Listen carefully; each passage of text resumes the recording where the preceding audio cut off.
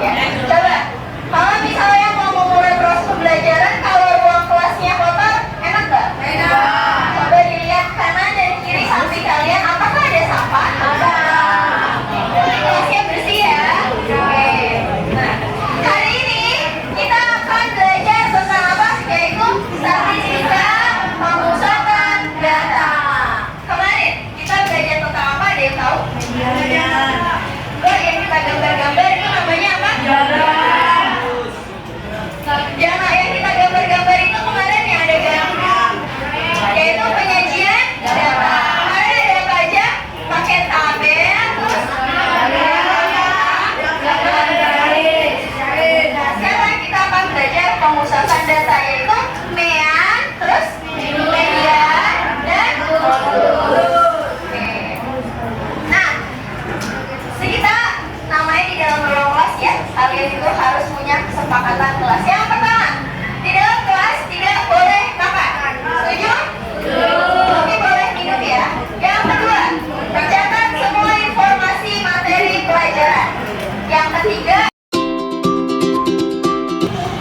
sekarang kita akan melakukan ice breaking terlebih dahulu. Oke? Sekarang pernah dengar ini enggak yang tepuk satu? Ayo ini pernah ini kan? Kurang siapa? Ya. Coba tepuk dua, tepuk tiga, tepuk empat. Gimana tepuk empat? Tepuk empat. Ini. Nah, tepuk tiga, tepuk empat. Kalau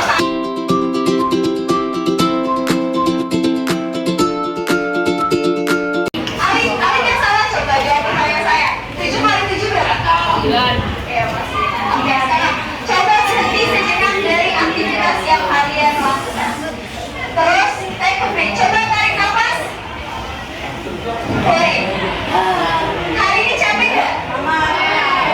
Hari ini capek? Berarti coba ekspresikan. Siapa yang hari ini lagi sedih? Alif.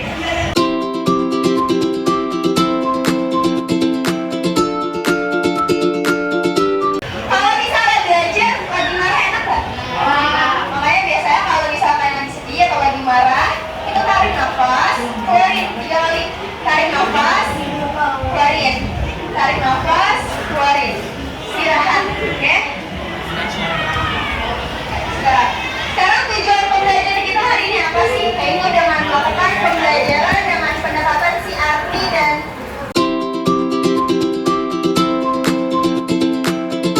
dengan ketepatan minimal 80%.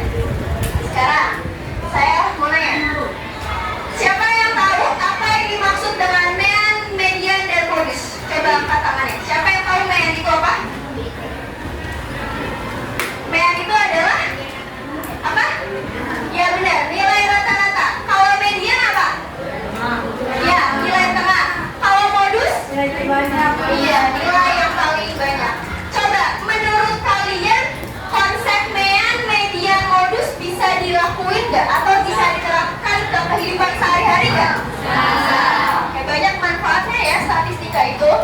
Oke, lagi. Pertanyaan pertama lagi, apakah kalian pernah menghitung rata-rata nilai di sekolah? Pernah, nilai rapor pernah dihitung? Oke. Bagaimana cara kalian menentukan angka yang paling sering muncul dalam data? Gimana caranya?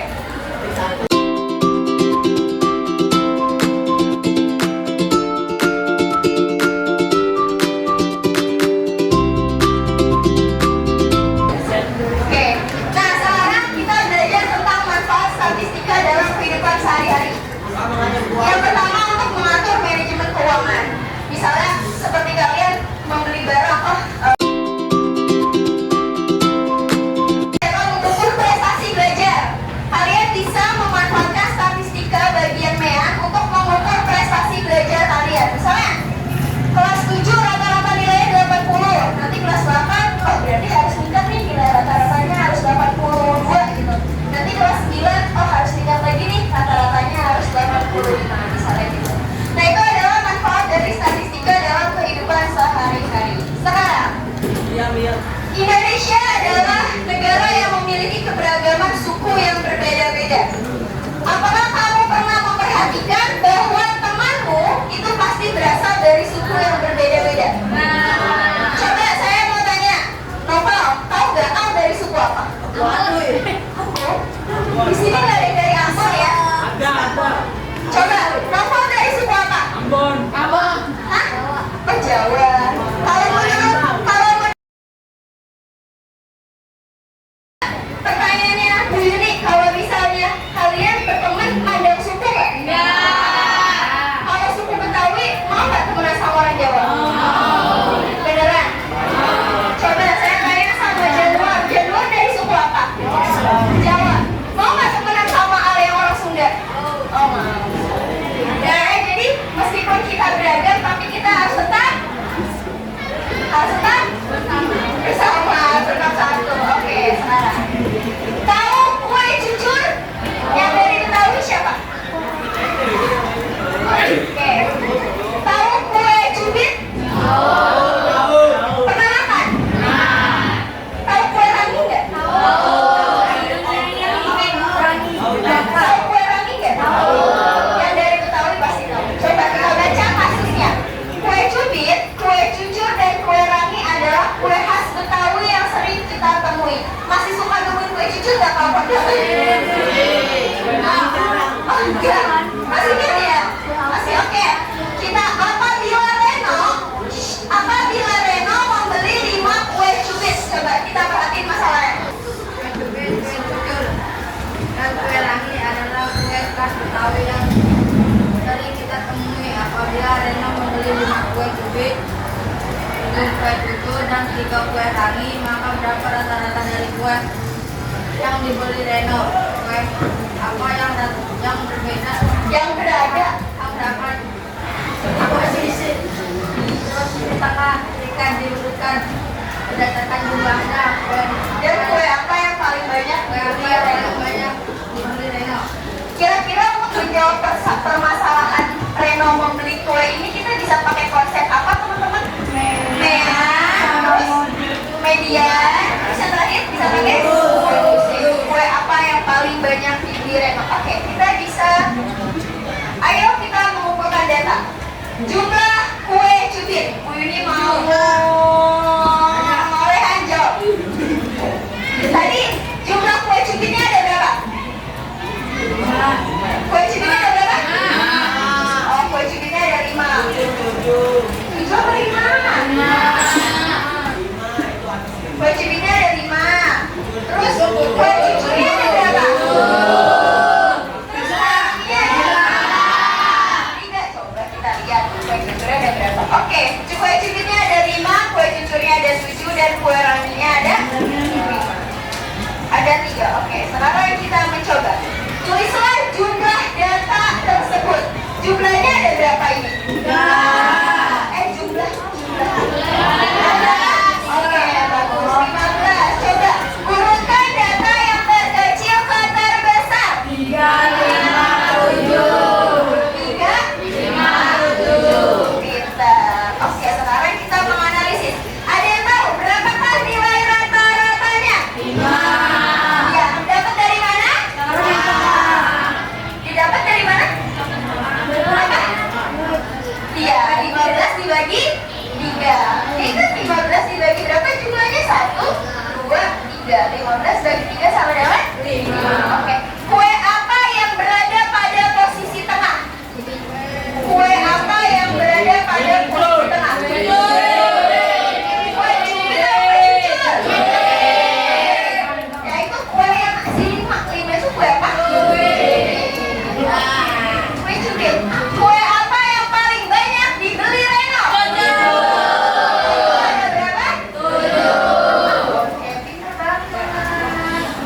Berarti kalian sudah memahami konsep dari mean, median, dan modus. Dan kalian juga sudah memahami bahwa kalian itu berasal dari daerah yang berbeda-beda. Kalau Sunda, kuenya apa? Tahu. Kalau Betawi kan ada kue cucur. Di sini ada dari Padang nggak? Banyak. Kira-kira kue tradisional apa? Tapi kue tradisional dari Padang apa? Kamu tahu? Saya rendang.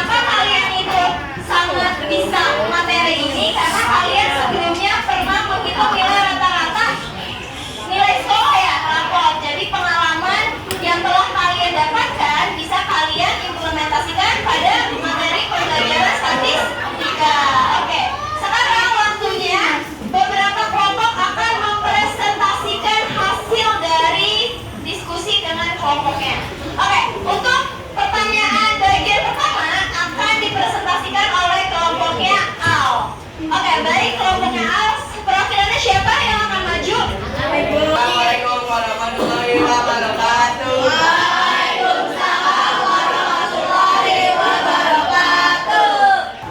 9,8. Benar nggak 9,8? Ya. Ternyata jumlah suku dari peserta didik adalah 9,8. Ayo, nomor 2. Suku apakah yang berada di posisi tengah setelah diurutkan berdasarkan jumlahnya? Suku Sunda. Nah, itu ada 4 ya?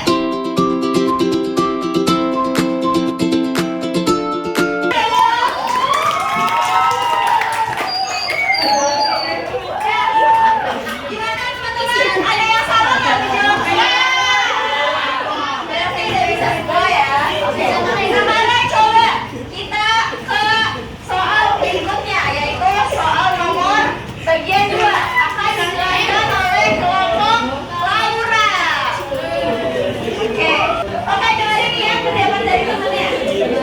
Assalamualaikum dulu. Assalamualaikum warahmatullahi wabarakatuh. Waalaikumsalam.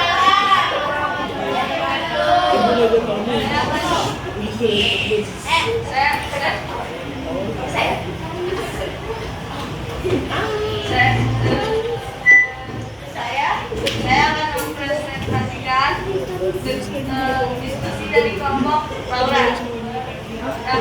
Diskusi. Pertama apa? Yang pertama, apakah ada suku yang jumlahnya paling banyak? Ada dan ada dominan. Iya, ada kan jumlah suku yang jumlahnya paling banyak? Ada nggak? Siapa? Apakah jumlah peserta didik tiap suku seimbang atau lebih dominan? Lebih dominan. Karena ada yang lebih dikit, ada yang banyak banget. Oke, next.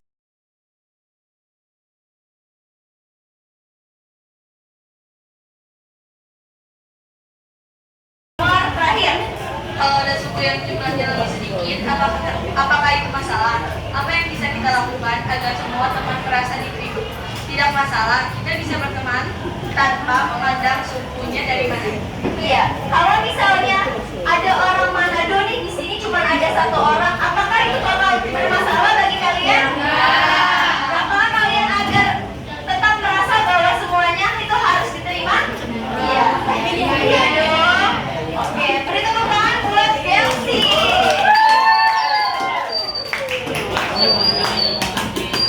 Kita sudah berada pada penghujung proses pembelajaran. Sekarang kali ini mau nanya, apa yang kalian pelajari hari ini? Suku. Kita belajar tentang suku-suku, bahwa di kelas ini suku-sukunya berbeda.